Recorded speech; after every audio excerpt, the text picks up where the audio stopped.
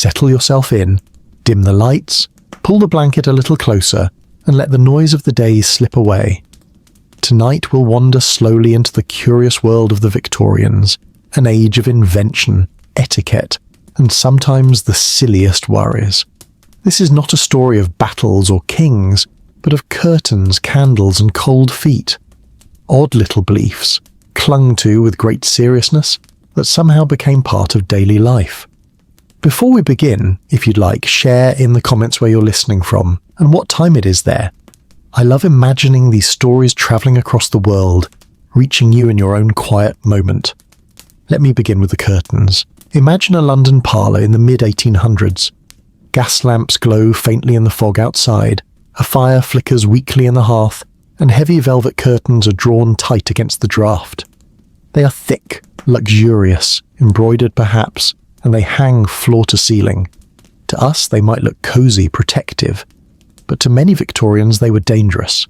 You see, this was the age of the miasma theory, the belief that illnesses drifted through the air in invisible clouds, seeping into lungs and poisoning the body. Curtains, according to worried doctors and mothers alike, could trap these miasmas, fold them into their heavy pleats, and hold them there like silent assassins waiting for night. Imagine leaning against one, brushing your cheek across velvet, and someone gasping, "Don't do that, you'll catch a fever." It sounds absurd now, doesn't it? Yet newspapers of the time printed warnings. "Close draperies invite sickness," one editorial muttered, suggesting families keep their windows bare, or at least their curtains light enough to flutter freely. Heavy fabrics were accused of suffocating rooms, of hoarding illness in their folds.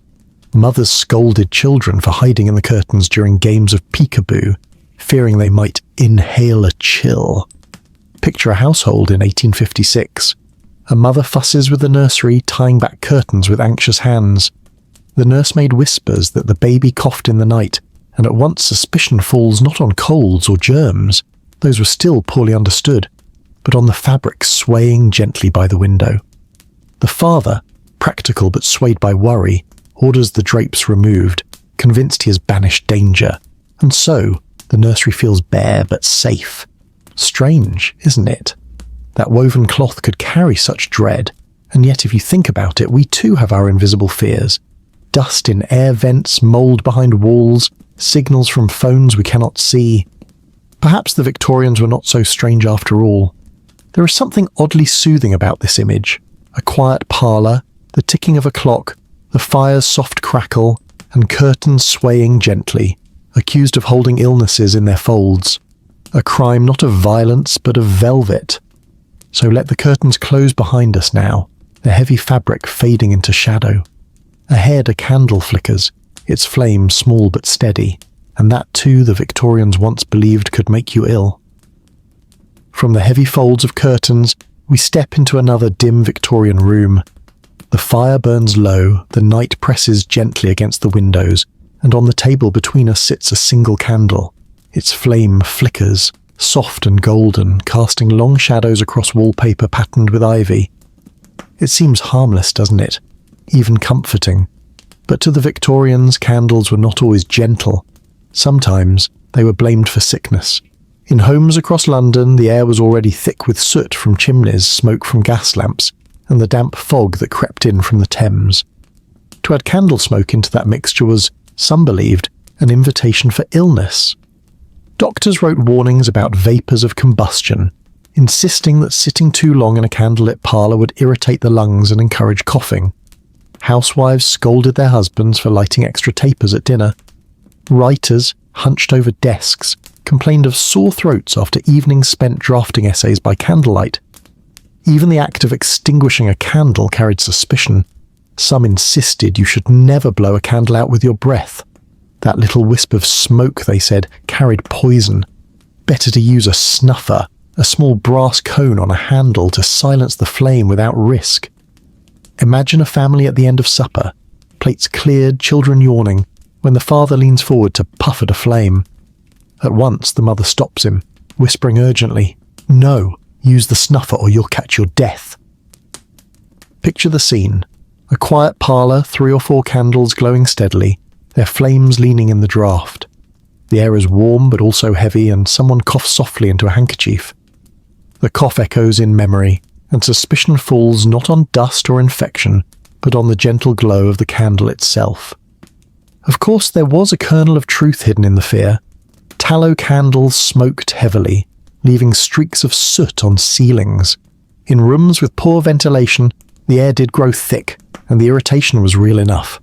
But to the Victorian mind, it was not irritation. It was danger. The newspapers printed advice. Too many candles at supper will weaken the chest. One even warned that children who studied their lessons too long by candlelight would not only ruin their eyes, but also risk a fever. A flame, to us a comfort, was to them both friend and foe. And yet, as odd as the superstition sounds, the image it leaves behind is strangely calming.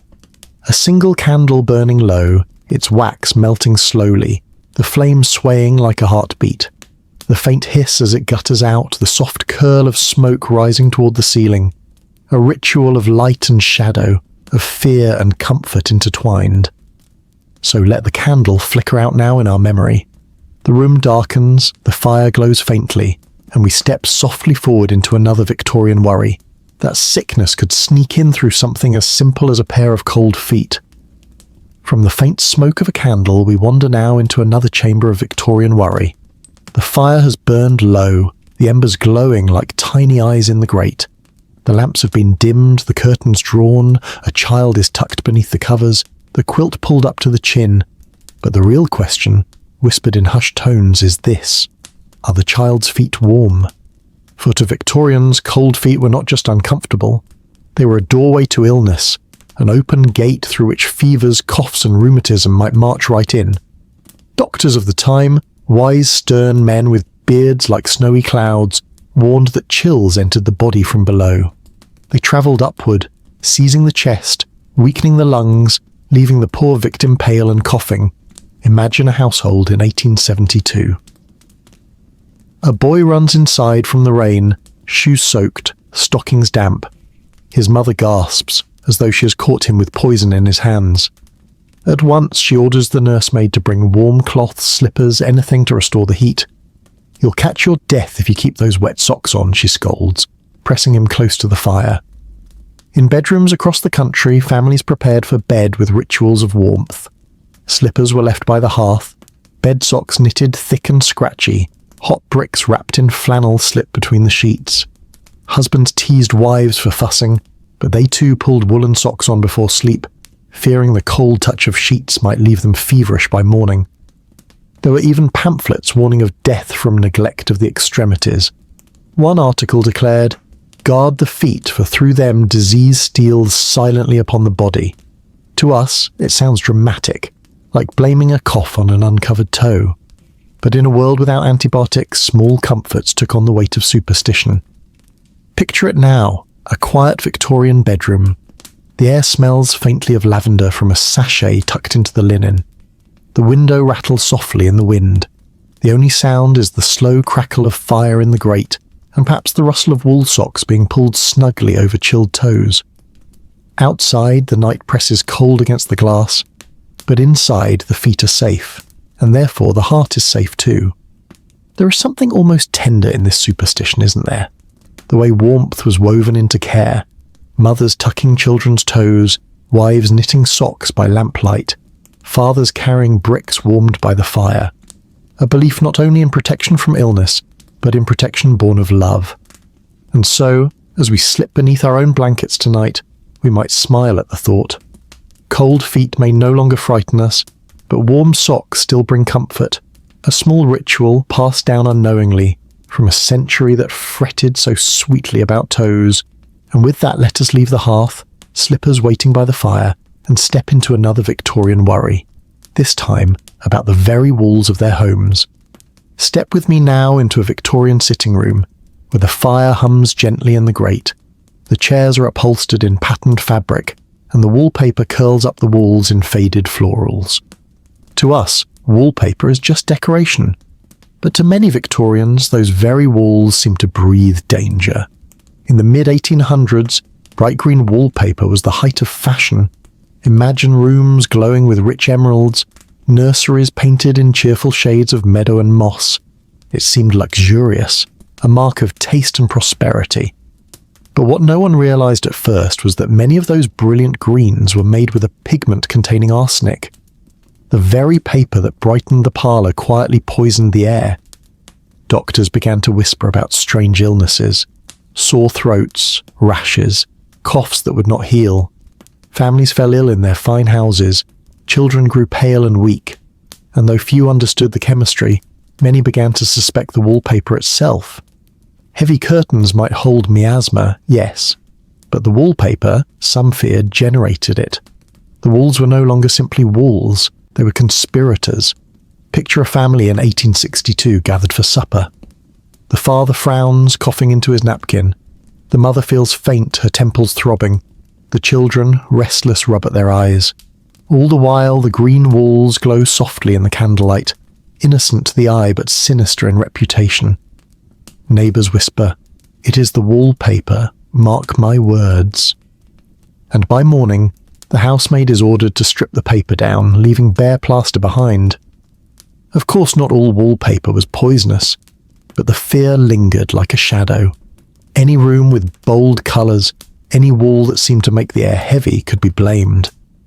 The very house is sick, some said, and they meant it literally. There is a strange comfort in imagining it, though. A room where the wallpaper becomes the villain in the story, while the family draws closer together in their worry. The crackle of fire, the soft rustle of curtains, the steady tick of a clock, all background to whispered dread about the very walls enclosing them. And isn't it curious how even today we fret about our homes in similar ways? We worry about mould in corners, fumes from paint, dust in vents. The Victorians look to their wallpaper, we glance at our air filters. Different fears, but the same desire to feel safe where we rest. So let us leave that green-papered parlour behind, its walls fading into shadow, the pattern dissolving into quiet. Outside the night deepens, cool air drifting down narrow streets, and soon we'll step into yet another superstition, this time a fear that even the humble damp cloth could invite sickness. From the fading greens of wallpaper, we wander into another Victorian worry, this one quieter, almost invisible, hidden in the folds of fabric and the softness of cloth. It was the belief that damp linen, wet clothes and half-dry laundry could spread illness through the very air. Imagine a laundry room in 1870. A maid has carried in baskets of wet sheets from the yard, the smell of soap clinging faintly to the fabric. She drapes them over wooden frames near the fire, steam rising in soft curls. To us, it might smell fresh, clean, even comforting. But to Victorians, those very sheets were seen as dangerous, harbouring dampness that could creep into lungs, stirring coughs, fevers, or even consumption. Doctors warned of chill in the fibres, a phrase that sounds almost like poetry, but was printed seriously in medical pamphlets. Housewives were instructed never to let laundry hang in bedrooms, for the moist air might invite rheumatism.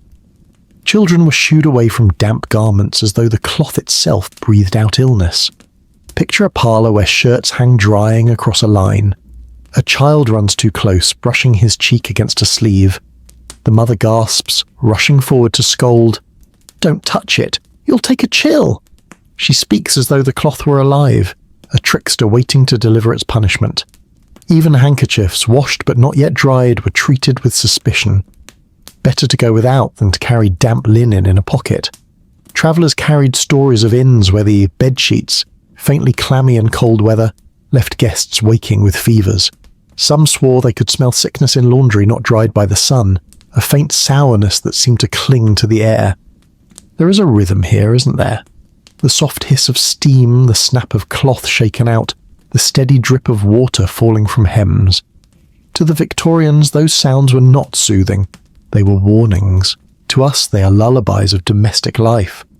And yet, beneath the superstition lies a kind of tenderness. Families believed they were protecting one another by fussing over damp clothes, by rushing to dry every sock and sleeve. Fear, yes, but also care, the endless attempt to shield loved ones from unseen harm. So as you picture that quiet laundry room, with sheets steaming faintly in the fire's glow, let the sound of dripping water slow your thoughts. The night is cool outside, the hearth is warm inside, and the world turns gently as cloth dries by the flames. And from those damp linens we step onward to another Victorian suspicion, one that curled like smoke from hearths and chimneys, shaping fears about the very air itself. The laundry fire fades, its steam dissolving into the rafters, and we step now into another space, one filled with the smell of coal and wood, the faint grit of soot and the constant steady breath of the hearth. To us, a fire is comfort, warmth, a crackling lullaby against the night. But to many Victorians, the hearth was also a suspect, accused of spreading illness with every puff of smoke. In 19th century London, the air was already thick with coal.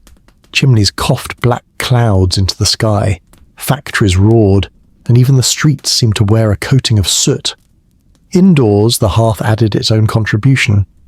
Doctors and household guides warned that sitting too close to the fire might weaken the chest, irritate the lungs, and leave one pale and coughing. Imagine a family gathered around the grate on a winter's night.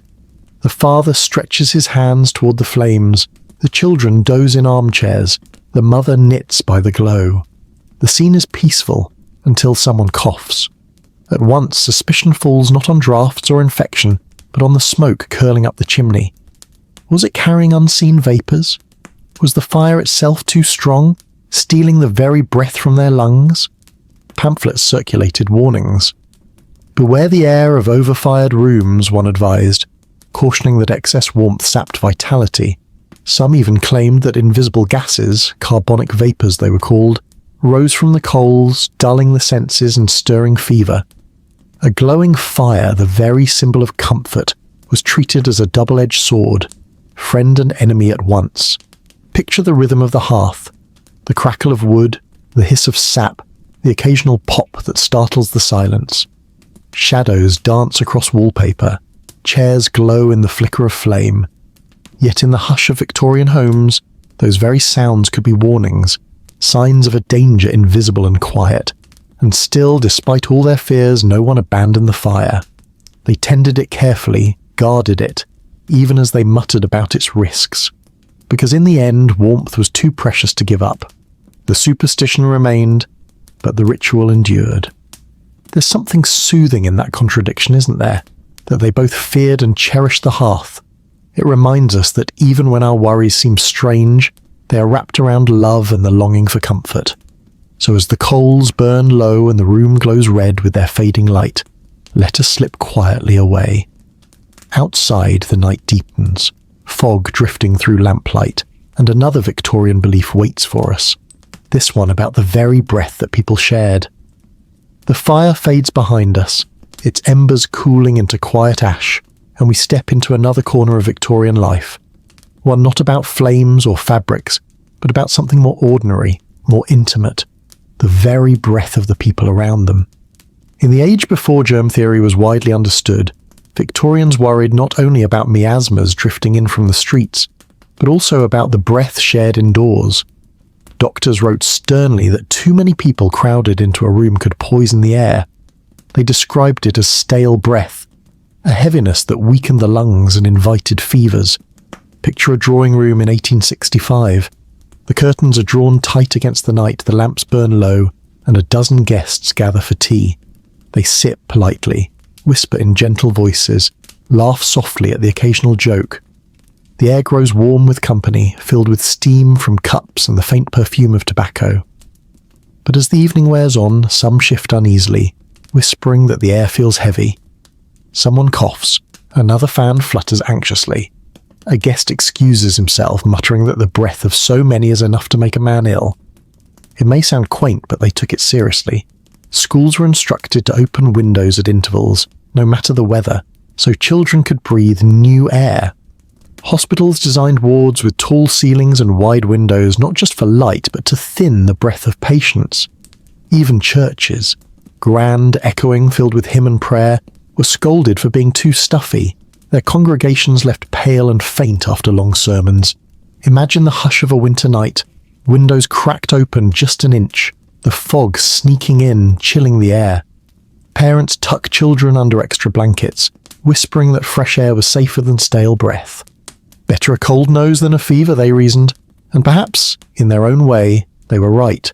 Crowded rooms do stifle, the air does grow heavy, but in their minds, breath itself carried illness, not germs unseen, but something thicker, almost tangible, clinging to curtains and cushions until someone grew weak.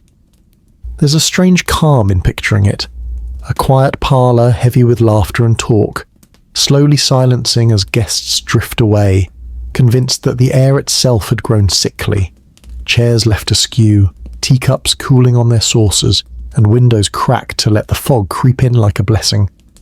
So let us leave that parlour now, the air stirring gently behind us, and wander toward another superstition of the Victorian night, the fear that even the simplest draught from an open window could spell disaster. The parlour grows still behind us, windows cracked just enough to stir the air, and we step into another Victorian worry, one that slipped through keyholes and rattled under doors, the dreaded draught. To the Victorians, draughts were more than a shiver of cold air. They were invisible assassins, creeping through hallways, curling around ankles, sliding across the back of the neck. A single gust, they believed, could bring on a fever, a sore throat, even a long winter's illness. Picture a home in 1880. The father rises from his chair to shut the parlour door, muttering that the draught is dangerous. The mother insists the windows must stay latched tight, no matter how smoky the room grows. Children are scolded for sitting near a crack in the shutters. Even a thin ribbon of air could be blamed if someone sneezed the next morning. Doctors encouraged the fear. They spoke of chill striking the vital organs, of colds born not from contagion but from cold air itself. Pamphlets warned parents never to let a child sleep with a window open, for the night air was damp and injurious. Travellers told tales of friends who caught pneumonia after falling asleep by a draughty carriage window. The story spread until it seemed almost criminal to let the wind slip indoors. And yet, there is a paradox here. At the very same time, other doctors preached the benefits of fresh air, urging schools and hospitals to let the breeze flow. The poor draught became both healer and villain, praised by some, cursed by others, always lingering in suspicion. Imagine the sound, a faint whistle at the edge of the door, the rustle of a curtain stirred by unseen fingers. To us it is harmless, perhaps even soothing, a lullaby in air. But to a Victorian household, it was a warning, enough to send someone bustling about with rolled towels for door cracks or strips of cloth tucked along windowsills. Even now, we can sympathise. Who hasn't pulled a blanket tighter when the wind sneaks under a door? But in those lamplit rooms, the draught carried more than chill. It carried fear, woven into every cough, every shiver, every long silence of winter nights. So as we leave that house, doors sealed tight, curtains pinned close, the air heavy once more, we drift onward. For the Victorians found enemies everywhere, even in the very beds where they sought rest. From the whisper of draughts under doors, we now step into the most intimate corner of Victorian life, the bed, a place meant for rest, for warmth, for dreams, but in their minds also a place where illness could quietly be invited in. Beds in Victorian houses were grand things, heavy wooden frames, thick mattresses stuffed with horsehair or feathers, blankets layered one atop another until the sleeper lay beneath a small mountain of cloth. Curtains often surrounded the bed, swaying gently in the night air. To us, this seems cosy, protective, but to the Victorians, beds themselves carried risk. Doctors warned against beds that were too soft or too stale. Feather mattresses were said to trap dampness and harbour miasmas, soaking up sickness the way a sponge soaks water. Some pamphlets even claimed that sleeping in a bed without first airing the sheets, pulling them back to let sun or breeze touch them, was a direct path to fever. Picture a housemaid in 1875. She throws open the windows despite the chill and pulls down the heavy covers. Sheets flap in the morning air, pillows are plumped and turned. Not for neatness alone, but for health.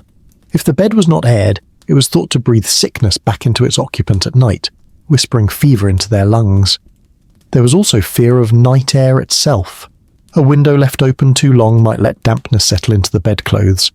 Families tucked blankets tight around children, muttering that a cold draught could steal their breath as they slept.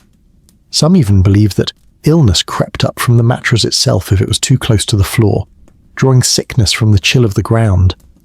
Imagine lying there, a child beneath layers of wool, the tick of a clock in the corner, the faint glow of firelight on the wall. The covers are heavy, almost like an embrace. Yet in the mind of your mother, every rustle of fabric is cause for worry. Too much warmth might stifle, too little might chill. Even the act of tucking in becomes a negotiation between safety and danger. There is something soothing in this picture, isn't there?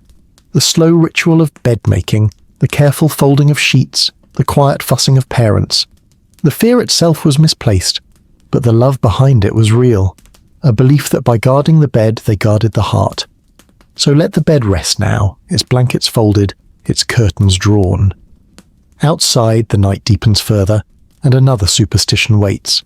This time about the very food and drink thought to stir or soothe sickness in the body. From the heavy blankets of Victorian beds, let us wander now into their kitchens and dining rooms, where beliefs about health swirled around pots and cups just as much as they did around curtains and draughts. For the Victorians often blamed illness not only on the air around them, but on the very food and drink they consumed. Take, for instance, the humble glass of water.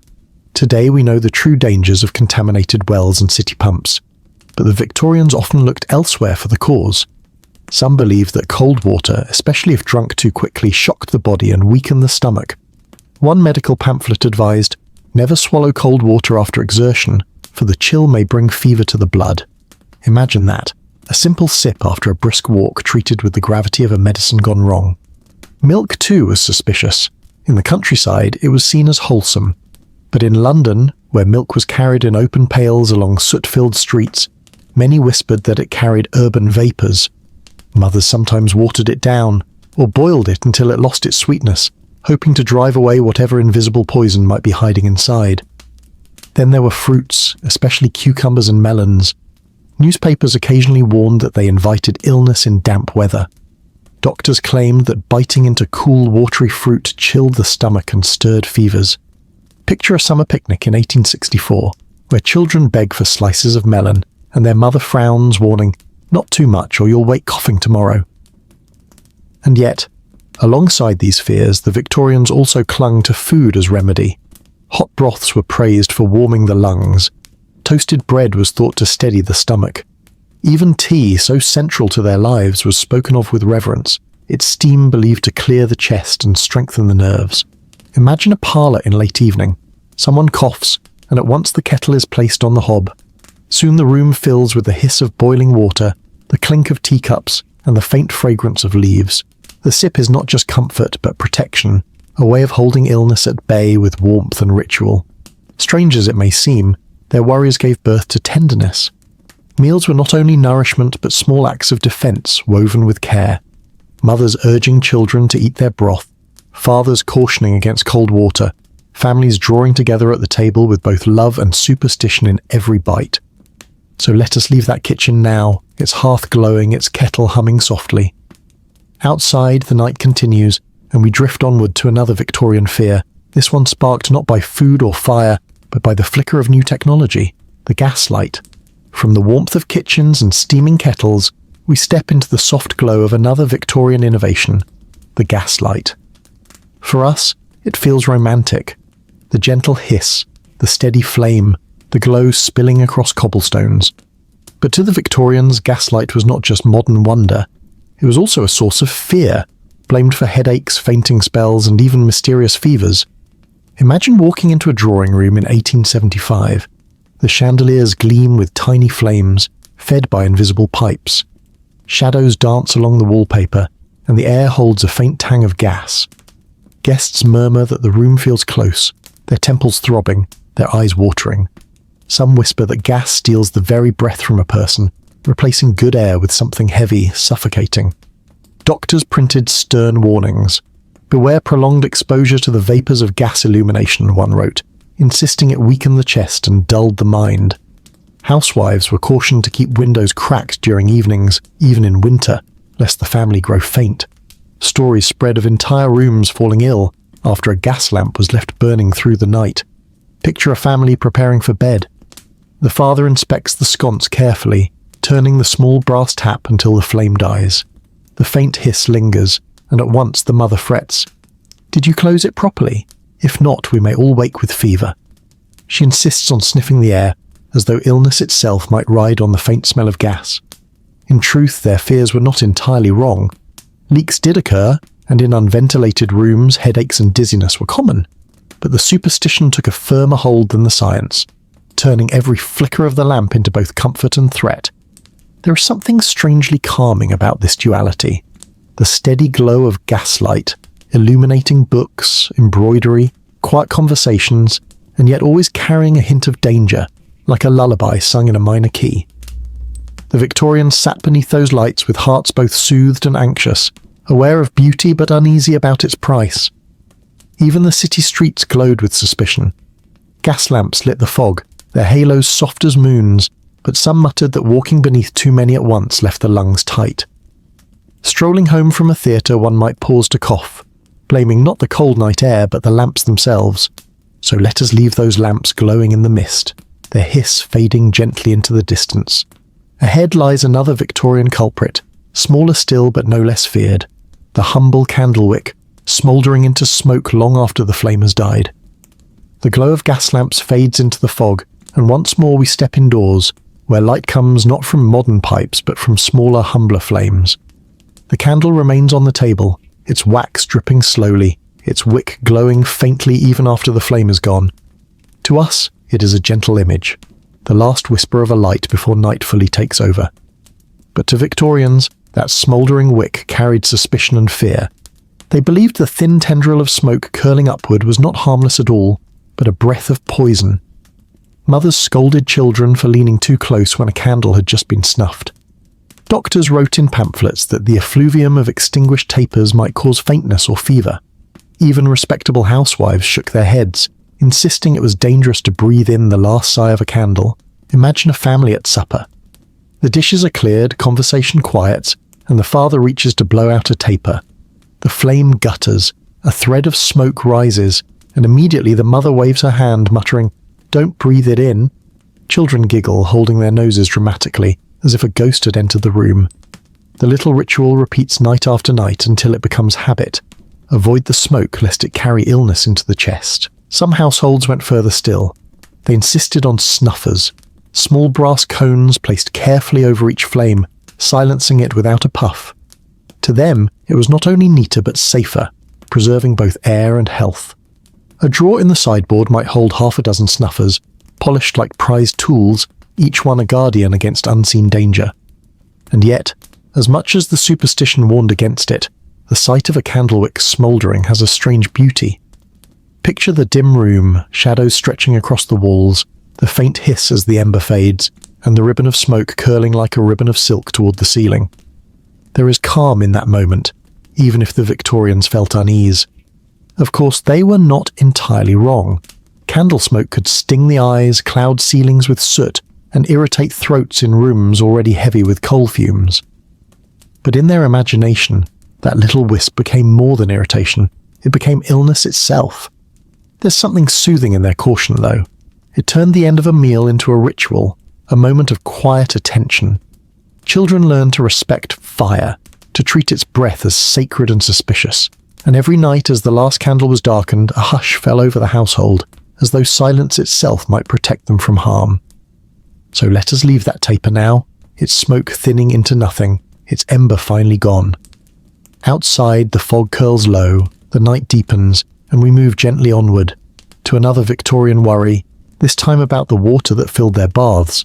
The candlewick has faded into silence, and now we step into a different Victorian ritual, one of warmth, water, and uneasy comfort, the bath. To us, it is cleansing, refreshing, a luxury at the end of a long day. But to many Victorians, bathing carried dangers as well as relief. They often feared that water itself could invite illness, and that hot baths in particular might weaken the body in troubling ways. Picture a London household in the 1860s. A tub, heavy and tin, is dragged into the kitchen or scullery. Water is heated in kettles over the fire, poured in steaming waves until the room smells faintly of iron and smoke.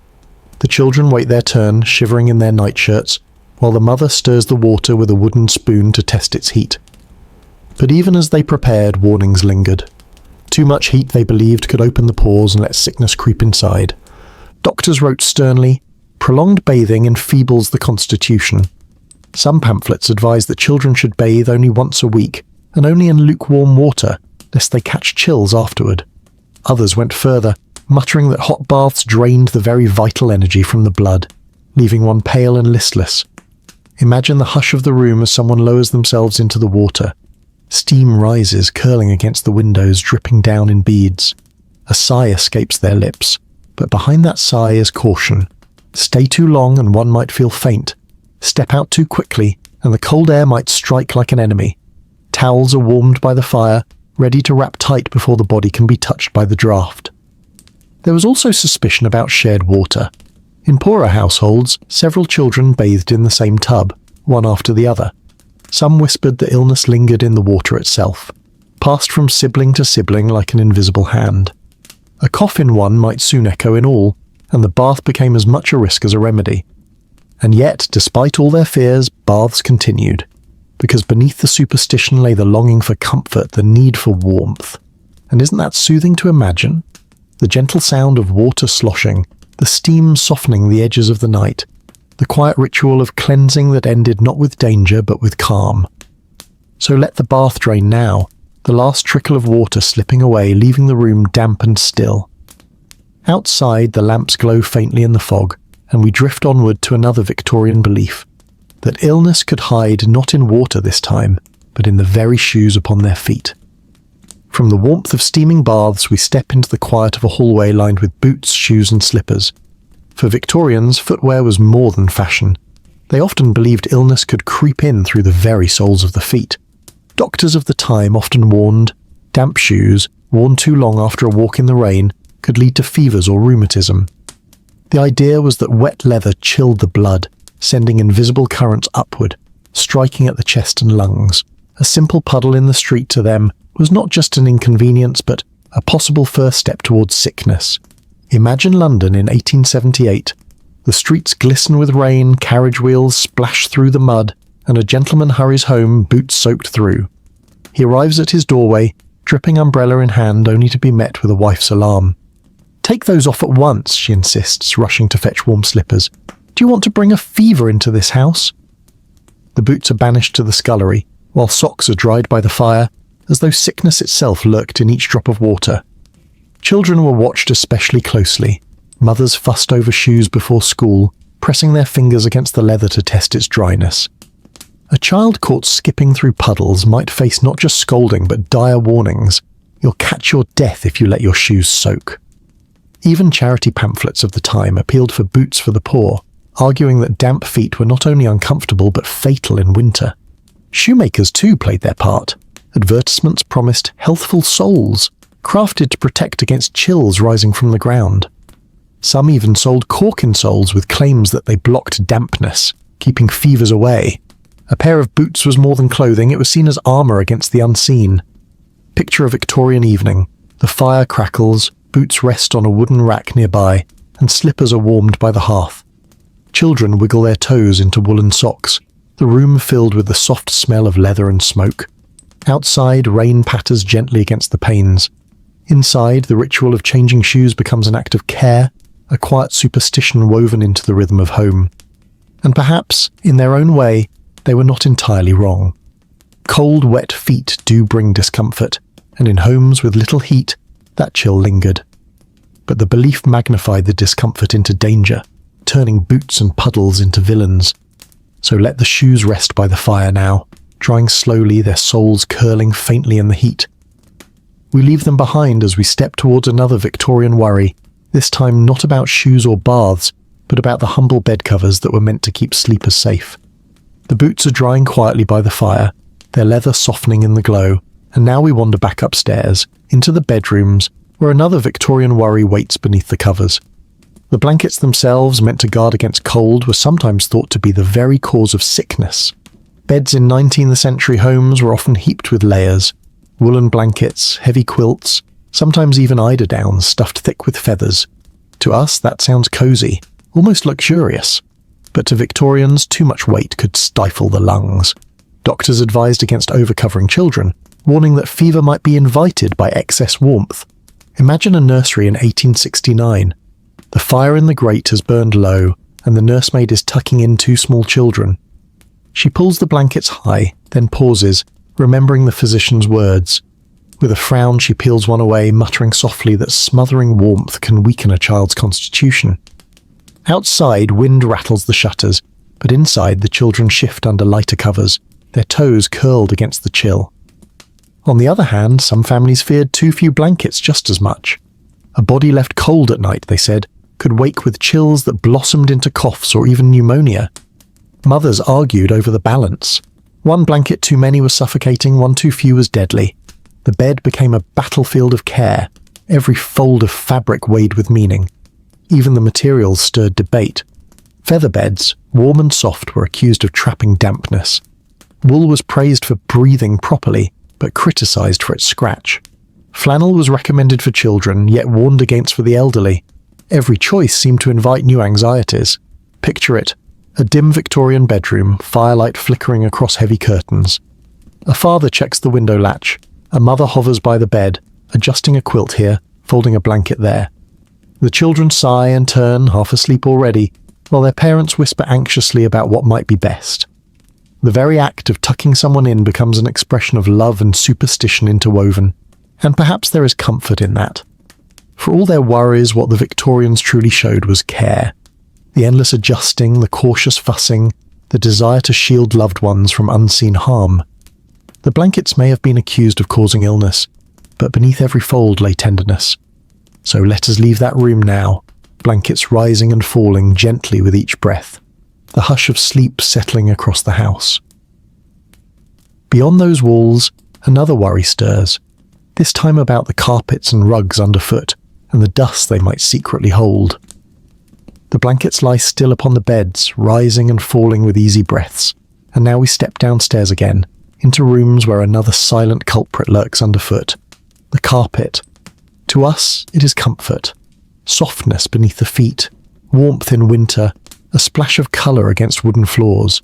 But to the Victorians, carpets and rugs were not merely decoration. They were thought to harbour illness in their very fibres. In a century before the vacuum cleaner, carpets trapped everything. Soot from the fire, dust from the streets, crumbs from meals, the faint scatter of ash shaken from coats. Doctors wrote that carpets retain contagion, storing bad air in their threads. Some even warned that illness clung to rugs long after a fever had passed, waiting to leap out when stirred by careless footsteps. Imagine a London parlour in 1874. The fire glows faintly, a guest coughs politely into his handkerchief, and eyes flicker toward the heavy rug beneath the table. Later, when the guest departs, the mistress of the house orders the maid to beat the rug at once, convinced it has caught the cough.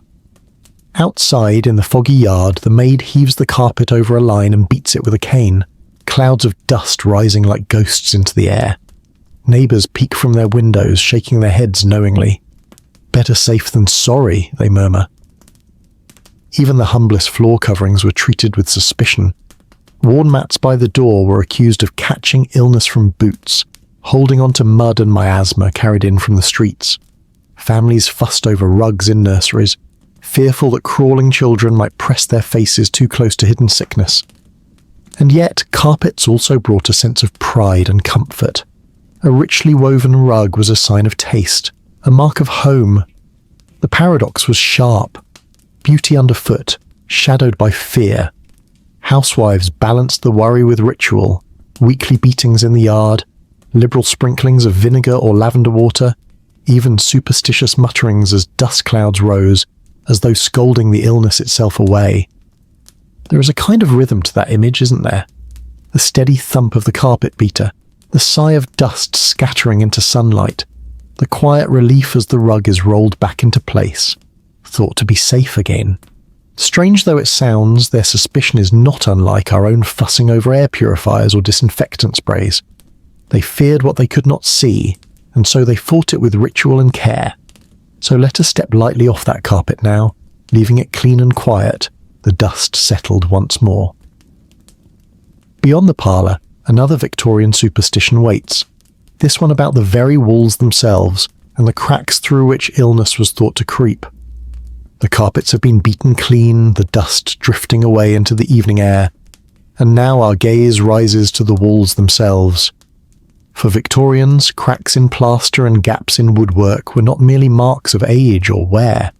They were doorways, tiny channels through which illness was thought to creep. Picture a parlour in 1882. The wallpaper peels slightly in one corner, revealing a faint crack in the plaster. The mistress of the house frowns, pointing to it with unease. That, she declares, is where the fever comes in.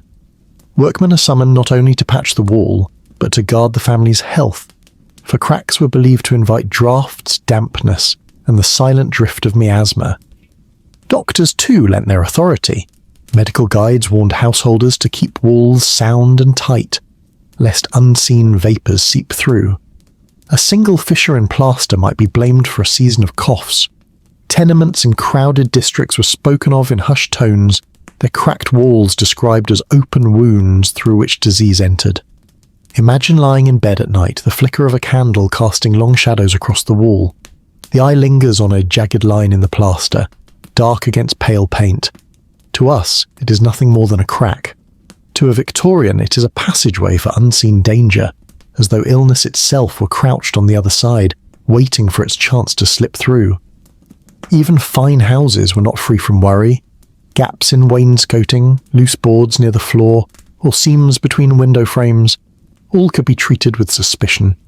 Housewives stuffed rags into the smallest holes, draped curtains thick across walls, even pressed sealing wax into gaps, whispering that it kept sickness at bay. There is a certain poetry in their fear. Cracks are, after all, symbols of fragility. They remind us that even solid walls are not invincible. To the Victorians, this fragility became a literal threat. Yet their rituals of patching and sealing were acts of comfort, small assurances that home could remain a fortress. Picture it once more, the gentle scrape of plaster being smoothed, the smell of lime and dust, the hush of reassurance as the crack disappears under a careful hand. The family sighs with relief, certain that danger has been sealed away. And so, as we leave that patched wall behind, let us wander toward another Victorian superstition. This one about the animals they kept close, and the illnesses they feared those creatures might bring. The walls stand firm now, their cracks patched and sealed, and yet another worry lingered in Victorian homes, this time not in wood or plaster, but in fur, feather and paw. For even the animals they loved were sometimes seen as carriers of illness. Pets were common, cats curled by the hearth, dogs stretched at the foot of beds, canaries singing brightly in cages near the window. To us, these companions feel like comfort, but to the Victorians they were also shadowed by suspicion. Doctors warned that animals harboured contagion, and pamphlets advised against letting them sleep too near children. A cat brushing its tail against a crib was not simply playful, it was, in some minds, dangerous. Imagine a household in 1871. A child coughs through the night, and by morning the blame is laid firmly on the family cat, who slept too close to the bed. The cat is ushered out, scolded though it does not understand. The mother insists the child caught a fever from the fur. And so, the animal that brought purring comfort is made a scapegoat for sickness. Birds too were blamed. Parrots and canaries were prized for their song, yet their cages filled with feathers and dust. Never keep a bird in a sleeping room, advised one health guide, warning that their breath and droppings could foul the air. Imagine a dim bedroom, a canary's song fading into silence as its cage is covered with cloth, the family whispering that silence itself will keep the lungs safe. Even dogs, so loyal and beloved, were not spared suspicion. Their muddy paws were said to carry the damp of the streets indoors, and their breath was called unwholesome.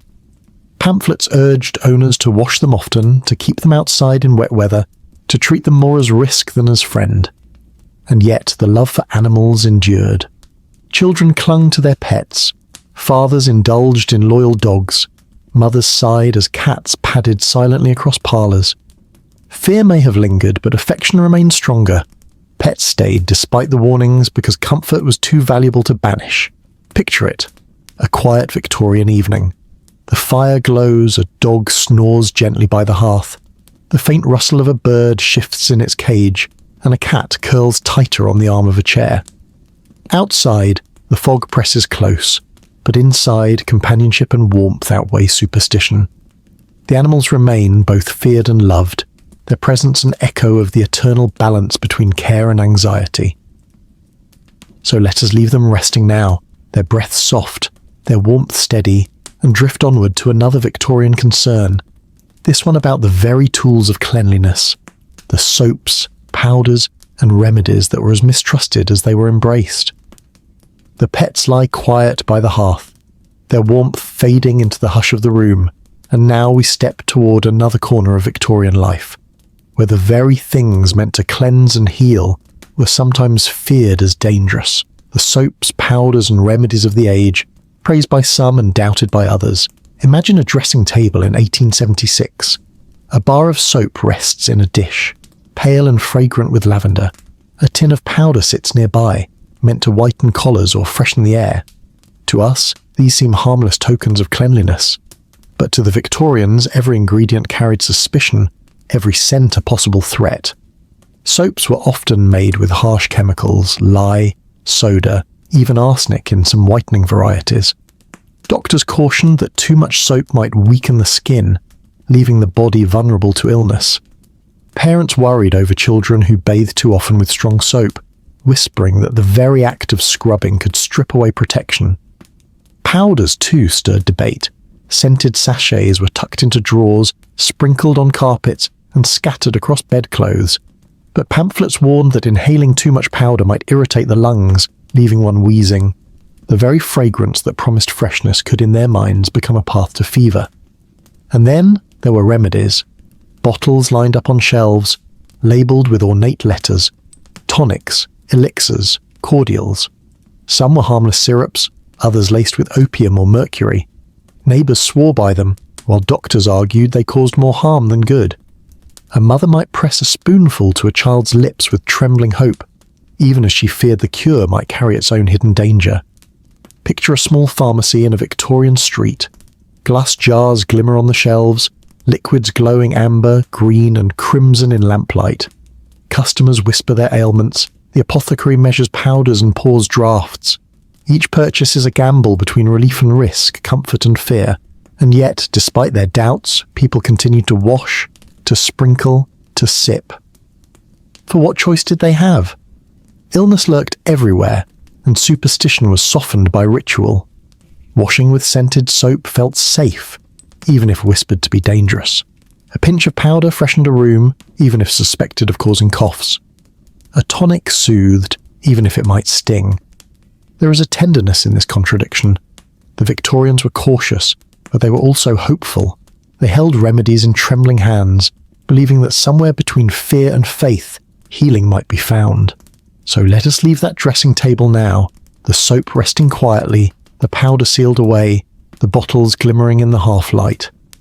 Ahead lies another superstition, rooted not in remedies but in the very world outside the home, the fog that rolled through Victorian streets, thick as a blanket and feared as a carrier of death. The little bottles on the apothecary's shelf fade into shadow, and now we step outside where the Victorian night itself was cloaked in mystery and dread. The fog, thick, curling, almost alive. To us, it is a scene of romance. Lamplight glowing like halos, footsteps muffled, the city blurred into softness. But to the Victorians, fog was more than weather. It was an enemy. London fog in the 19th century was no ordinary mist. It was a stew of coal smoke, soot, damp air, and street dust.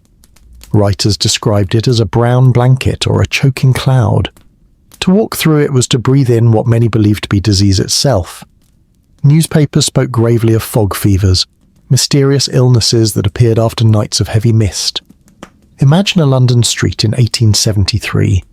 Gas lamps glow faintly, their lights swallowed almost at once. Carriages creep forward, their wheels squeaking on wet cobblestones. A woman hurries, shawl tight around her shoulders, coughing as the air thickens. Behind her, a gentleman mutters that the fog carries sickness, that it seeps into the lungs and weakens the blood. He's not alone in his fear. Many households barred their doors and windows during fog, whispering that to let it in was to invite death. Doctors disagreed, some blaming the fog itself, others the soot it carried, still others insisting it was mere coincidence. But for the common people, the belief settled firmly. Fog was a thief of health. Whole families refused to step outside until it lifted. Children were wrapped in scarves and warned not to open their mouths, lest the fog slip inside. Picture the sound of it. The hush of footsteps lost in thick air, the muffled clip-clop of horses, the soft hiss of gas lamps struggling to shine. Even indoors, people felt uneasy. Curtains were drawn tight, fires stoked high, prayers whispered that the fog would pass by morning. And yet, amid the dread, fog became part of the city's soul. Painters captured its beauty, writers described its mystery, lovers walked beneath it despite warnings. Fear and fascination mingled as they so often did in the Victorian age. There is calm in imagining it now. The world wrapped in quiet grey, outlines softened, sound hushed. For us, it is a lullaby of silence. For them, it was a haunting presence, both ordinary and ominous. So let the fog drift and curl, thinning into the night. Beyond it lies another superstition, one not of weather or air, but of light again, in the form of lightning strikes and their supposed power to bring sudden sickness. The fog curls away into the silence of night, and above the roofs of Victorian houses, the sky stirs with another presence, lightning. To us, a summer storm is a wonder. Bright streaks across the heavens, the low roll of thunder, the earthy smell of rain. But to Victorians, lightning was not only dramatic, it was suspicious, blamed for sudden illness and hidden harm. Pamphlets of the 19th century often spoke of the shock to the nerves caused by lightning. Even those not struck directly might, they believed, suffer fevers, palpitations, or a lingering weakness if they were too near a storm. Doctors wrote of electric airs disturbing the blood, of thunder shaking the body's balance. A storm was not just noise, it was medicine turned sour, a force that unsettled the very frame of man. Imagine a family in 1868. The first rumble shakes the window panes. Children press close to their mother, who quickly orders shutters drawn and curtains pulled. "Stay away from the glass," she warns. "Do not look too long at the flash." The father paces, muttering that neighbours have fallen ill after storms, that the air after lightning is heavy with sickness. The room grows dark, the family huddle together, listening to the roar outside. Some went further still. It was whispered that lightning poisoned the air, leaving ozone that could sicken those who breathed it. Others feared that struck trees or buildings held illness in their charred remains. A lane where lightning had split an oak might be avoided for months. Children warned not to play too near lest they catch a mysterious fever. And yet, for all the dread, storms brought fascination too. Poets wrote of their beauty. Painters captured the glow of skies lit white against black clouds. Victorians stood on porches, hearts trembling with fear and awe, watching nature's fury with eyes half covered. Fear and wonder mingled, as they always seem to do. Picture it now, the steady patter of rain, the low growl of thunder rolling like a drumbeat, the sudden hush after each flash. In that rhythm lies calm, even if the Victorians heard only danger. For us, it is a lullaby of storm and silence, the earth breathing deeply in its restless sleep. So let the storm pass now, its lightning fading into memory, its thunder rolling away beyond the hills. Ahead waits another superstition, this one not of skies or storms, but of mirrors in bedrooms, where Victorians believed reflections themselves might disturb health and sleep. The storm fades into a distant rumble, leaving the air still and damp. Inside the Victorian bedroom, another kind of unease lingers, not from thunder or rain, but from something quieter, hanging silently on the wall, the mirror. To us, a mirror is simple, glass and silver reflecting what stands before it. But to the Victorians, mirrors held mystery. Some believed they could disturb sleep, unsettle the nerves, or even draw illness to those who gazed too long. Imagine a bedroom in 1872, heavy curtains drawn, a single candle flickering by the bedside. Across the room stands a tall mirror, its frame carved with oak leaves and flowers.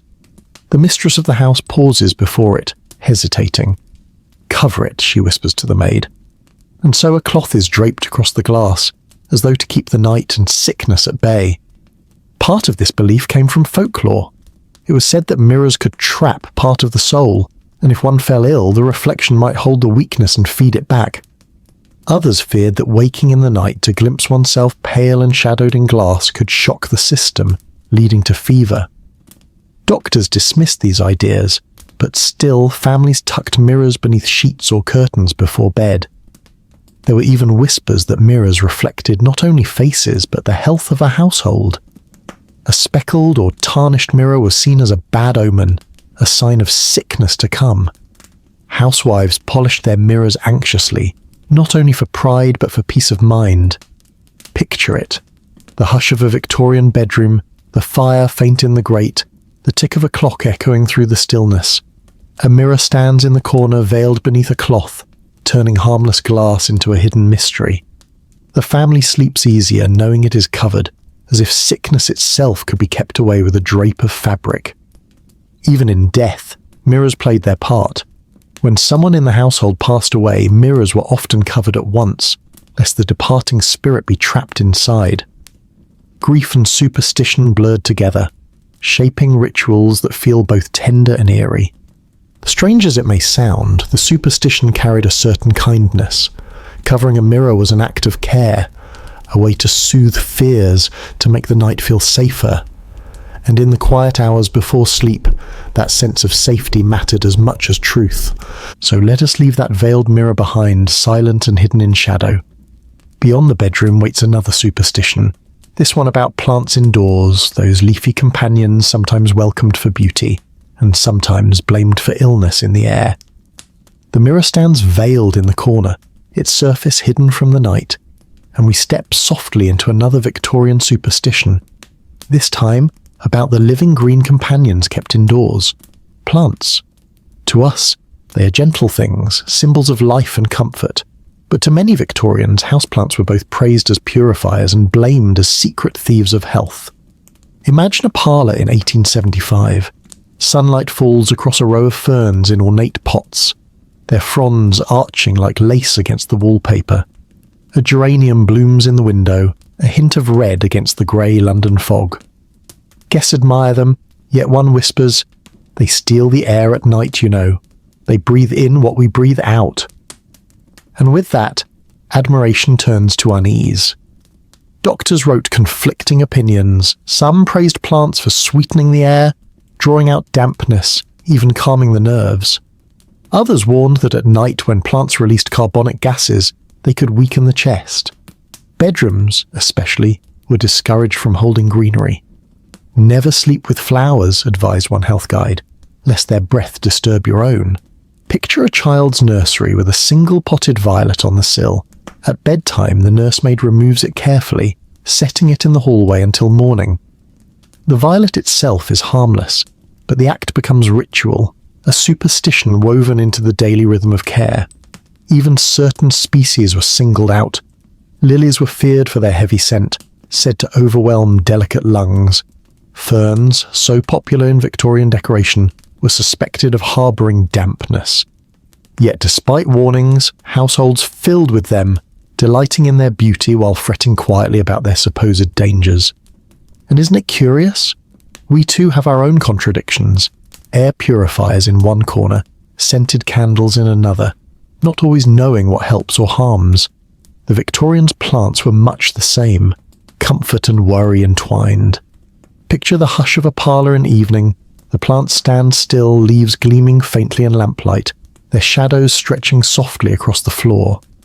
A maid tiptoes through, moving a pot of ivy from window to hallway, convinced she is protecting her family. The room grows quieter, the superstition satisfied, the night made safer. There is tenderness here too, as in all their fears. They wanted health, safety, peace, and if moving a plant brought comfort, then comfort was reason enough. So let us leave that parlour now, its ferns swaying faintly in the draught, the scent of geranium lingering behind. Ahead waits our final superstition, one that folded together all their anxieties about the home, the body, and the unseen, the belief that illness itself could settle in the very air of a room, lingering long after its cause was gone. The ferns rest quietly in their pots, their shadows long in the lamplight, and now we come to the last of the Victorian fears.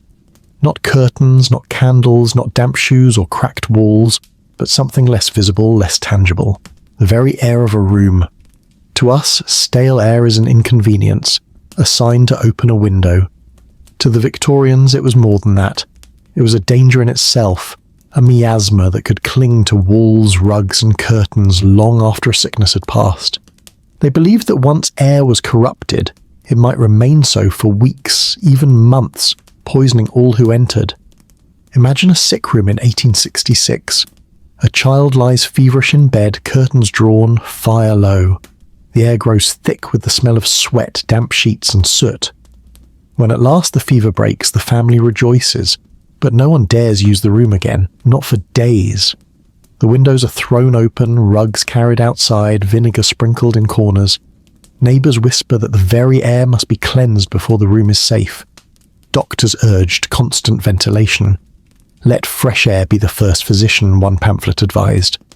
Families obeyed with both hope and fear, opening windows for hours even in midwinter.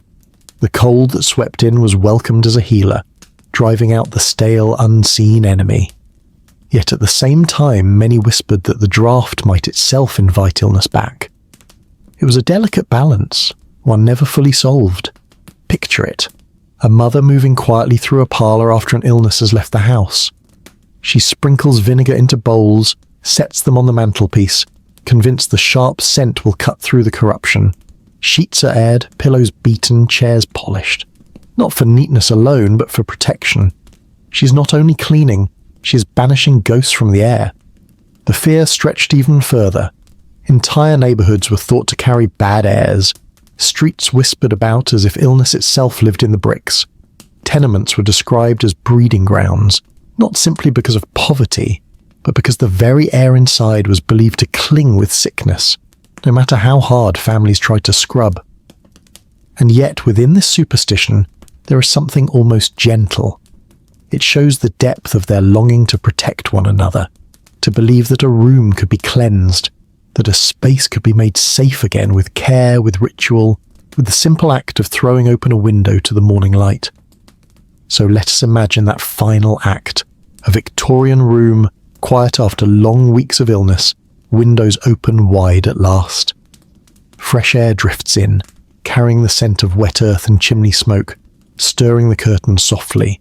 The family breathes easier, convinced the danger has lifted, and perhaps, in that moment, their hearts truly did grow lighter. And with that, we close this journey through the curious fears of the Victorian age. Curtains, candles, cold feet, damp sheets, and even the very air all became suspects in the endless effort to keep loved ones safe. Their beliefs may seem strange to us now, but beneath each one lies tenderness, the universal desire to shield home and family from harm. The veiled mirrors and quiet plants fade into the distance, and now we turn our eyes upward, toward the chimneys that crowned every Victorian home. Tall, brick towers against a foggy sky, symbols of warmth within. But to Victorians, chimneys and their smoke carried not only comfort, but also suspicion, even dread. Coal was the heartbeat of the age. Fires burned in every grate, furnaces roared in every street, and the smoke that poured from chimneys was the city's constant breath. It darkened walls, blackened laundry, and clung to clothing like an invisible film. But more than inconvenience, it was believed to be dangerous, capable of spreading illness with every drifting cloud. Imagine a small cottage in 1870. The children sit near the hearth, their cheeks rosy with warmth, while outside the chimney smokes steadily into the evening air. A neighbour passes and pauses, frowning at the thickness of the smoke. That household will be sick before long, she mutters, convinced that smoke too heavy or too pale revealed corruption within. The chimney itself was read like a physician's chart, its plumes judged as signs of health or harm. Inside, families fretted over smoky rooms. If the chimney drew poorly, Soot would spill back into the parlour, settling on carpets and throats. Parents rushed to open doors, waving cloths to drive the haze away. "Don't breathe it in," they warned their children. "That's where coughs come from." The lingering smell of soot was treated almost like the scent of sickness, a warning note in the air. Doctors too added to the fear. They wrote of sooty vapours damaging the lungs, of smoke carrying fine particles that irritated the chest. And though they lacked our modern science, they were not entirely wrong. London's smogs did claim many lives. But in everyday homes, superstition grew alongside fact. Chimneys were scolded as villains, their smoke treated like whispers of death. Picture the sound of it. The low rumble of coals shifting, the faint roar as the fire draws air, the crackle of sparks rising up the flue. Outside, the chimney exhales, a thin grey plume against the darkening sky. To us it is homely. To them it was a reminder that even comfort might carry hidden danger.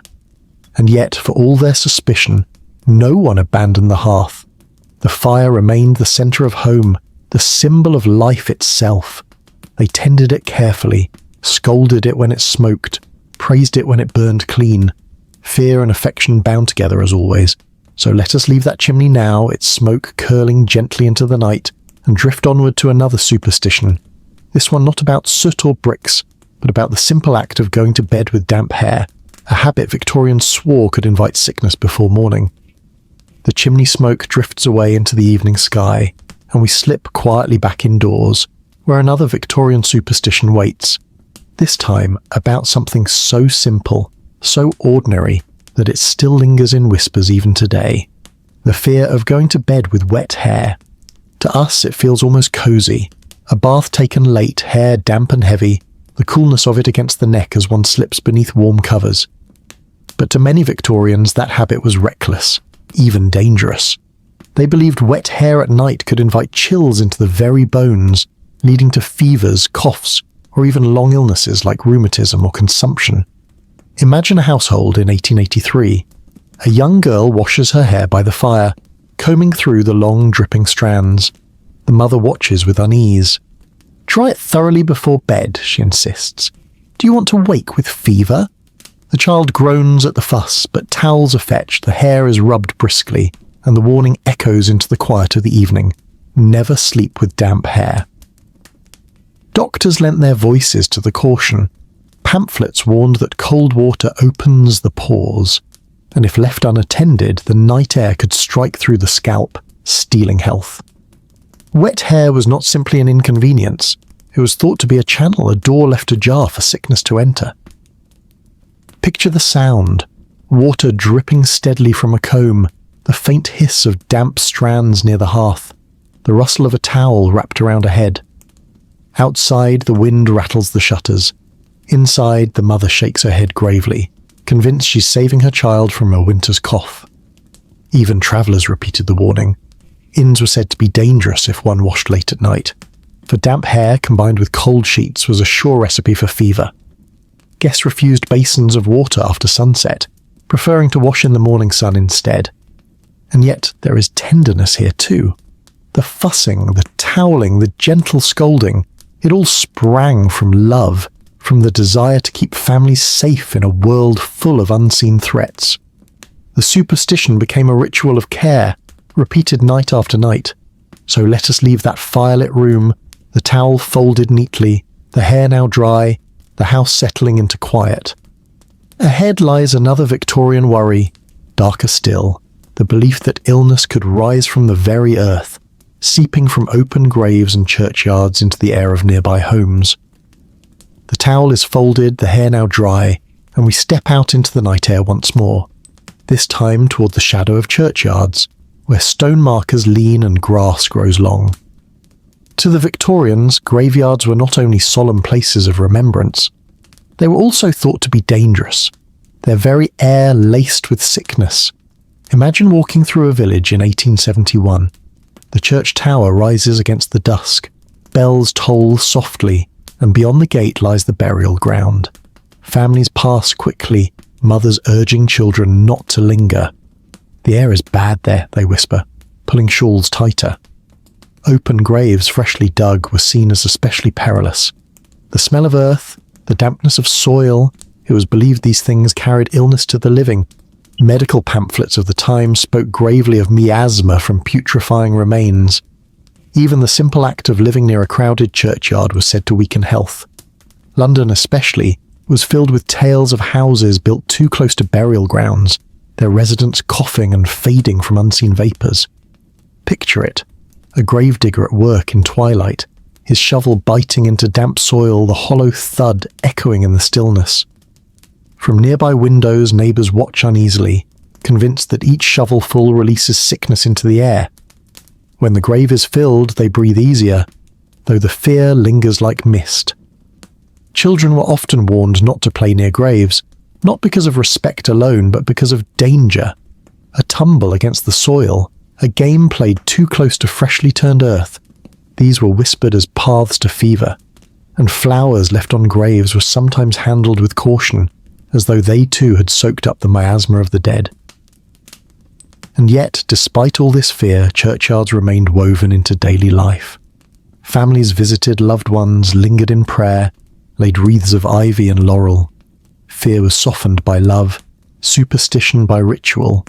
The belief that danger lingered in the soil did not erase the comfort of remembrance. There is calm in imagining it now, the hush of a churchyard at dusk, the rustle of trees, the faint scent of grass damp with dew. For us, it is peaceful. For them, it was layered with unease. And in that unease lies something tender, the desire to honour the dead while still guarding the living. So let us step gently away from the graves, the bells fading into the distance. Ahead lies another superstition, closer to the skin, the fear that even second-hand clothes might carry illness from stranger to stranger. The churchyard fades behind us, its stones silent beneath the moonlight, and now we turn toward another Victorian anxiety, this one stitched into fabric and draped across shoulders, the fear of second-hand clothes. To us, a thrifted coat or a vintage dress is charming, a link to another time. But in the 19th century, garments that had belonged to strangers were often viewed with deep suspicion. They were said to carry not only dust and odour, but also illness itself, woven invisibly into the cloth. Imagine a market in 1884. Stalls overflow with coats, shawls and boots, clothes sold cheaply, worn by others before. Poor families gathered eagerly, searching for something sturdy. But as they lifted garments, whispers travelled through the crowd. That coat might have belonged to a fever patient, one says. Another mutters, best to wash it 3 times before wearing or you'll catch more than the cold. Doctors lent weight to the worry. They warned that smallpox, scarlet fever and cholera might linger in fabric, waiting to strike the next wearer. Pamphlets urged laundresses to boil second-hand clothes before use, and some advised burning them entirely if their origin was uncertain. A dress of silk might gleam with beauty, but to cautious eyes it was tainted treasure. Picture a small London home. A mother spreads a second-hand coat on the table, its seams frayed, its buttons dull. Her child begs to wear it against the winter chill. But the mother hesitates, sprinkling vinegar across the cloth, scrubbing with soap until her hands sting. Only when it hangs dry by the fire does she relent, still watching with unease as her child slips it on. Even in charity, suspicion lingered. Clothes donated to the poor were often received with gratitude mixed with fear. Who wore it last, they wondered? Was it carried from a sick room, a hospital, a house marked by death? In those questions lay the hidden tension of Victorian life, the desperate need for warmth and the dread of invisible contagion. And yet, second-hand clothes never vanished from use. Poverty made them essential, and practicality outweighed fear. Families adapted with rituals, washing, fumigating, sprinkling lavender, even laying garments in sunlight for days before wearing. These small acts transformed fear into reassurance, turning superstition into comfort. There is something soothing in that image, clothes swaying gently on a line, warmed by sun, the air carrying away old whispers. By evening the garments are folded, fear softened into calm, and the family rests easier. So let us leave those coats and shawls hanging in the firelight, their shadows long across the floor. Ahead waits another superstition, quieter but no less curious, the belief that even books and paper kept too close to the bed might disturb health and invite illness into the night. The second-hand coats sway on the line, their fears slowly fading in the sunlight. And now we step into another Victorian superstition, this one nestled on bookshelves and nightstands. The idea that paper, books, and even stacks of letters could disturb health if kept too near the bed. Imagine a quiet bedroom in 1878. The lamp burns low, and beside it rests a pile of novels and journals. The master of the house sets his spectacles aside, but his wife frowns at the clutter. "It is not good," she murmurs, "to sleep so close to paper. It clogs the air." To her, the books are not only dusty but dangerous, harbouring illness, even stealing breath. And yet, just as with so many superstitions, affection remained stronger than fear. People read late into the night, clung to treasured volumes, and kept letters tied neatly with ribbon. The superstition lingered, but the love of words endured. Books continued to fill bedrooms, despite the whispers of danger. There is calm in imagining it now. Shelves lined with leather-bound volumes, the soft glow of lamplight across gilt lettering, the faint scent of paper warmed by the room. To us, it feels peaceful, a lullaby made of pages. So let us leave those books resting on their shelves, the letters folded away, the papers stacked in quiet order. Ahead waits our final chapter, one last superstition, tender and strange, the belief that even memories themselves could make people sick, as though sorrow or fear could cling to the body like a lingering illness. The books rest quietly on their shelves, the letters folded and tied away, and now we arrive at the final Victorian superstition, the most delicate of all. Not about curtains or candles, not about damp feet or cracked walls, but about memory itself. The belief that sorrow, grief, and fear could linger in the body like illness, and even cause sickness of their own. Victorians often spoke of nervous complaints, of melancholia that weakened the heart, of grief that thinned the blood. Doctors wrote earnestly about morbid memory, as though recalling painful moments could spread disease as surely as damp or soot. Families whispered that too much dwelling on sadness could bring on fever, that talking too often of death might invite it closer. Imagine a parlour in 1881. A widow sits quietly in her chair, a locket pressed to her palm. Her children beg her not to speak too long of their father's passing, for they fear the memories themselves will keep her sick. A neighbour suggests removing portraits from the walls, lest sorrow feed upon her each time she looks. Even photographs were sometimes turned face down, not from disrespect, but to protect the living from being overwhelmed. Picture the hush of such a room. The clock ticks steadily, the fire burns low, and yet the silence feels heavy, filled with the weight of unshed tears. In that silence, Victorians believed, illness might grow, born not from germs or air, but from memory itself. Doctors of the time prescribed distraction as though it were medicine. They urged patients to take carriage rides, to travel, to busy themselves with sewing or writing. The mind must not brood, they wrote, warning that sorrow was as contagious as fever. And so, grief became not only an emotional struggle but a medical concern, a thing to be watched, managed, even feared. Yet there is tenderness in this fear too. Beneath it lies the recognition of how deeply memory touches the body. The Victorians were not wrong in sensing that grief leaves weight upon the chest, that fear makes the heart race, that loneliness chills the bones. They clothed these truths in superstition, but the truths remain timeless. Now imagine the comfort of release. A family gathering quietly, telling gentle stories of the past, laughter softening sorrow, memory turning from burden to balm. In that shift, fear loosens its hold. The room feels lighter, the heart calmer, the body eased. And so we close our long journey through Victorian fears, from curtains to candles, cold feet to fog, mirrors to memories. Each superstition was a thread woven into daily life, binding together worry and care. Strange though they may seem, they were born of love, of the desperate wish to keep home and family safe in a world full of unseen dangers. As we end, let the night grow still around you. Imagine the fire fading to embers. the air clean and quiet, the fears of the past drifting gently away like smoke into the stars. May these memories guide you not into illness, but into peace. If this slow journey carried you toward rest, perhaps let me know in a whisper below, only if it feels right. Sweet dreams, dear friend. Until we meet again, good night.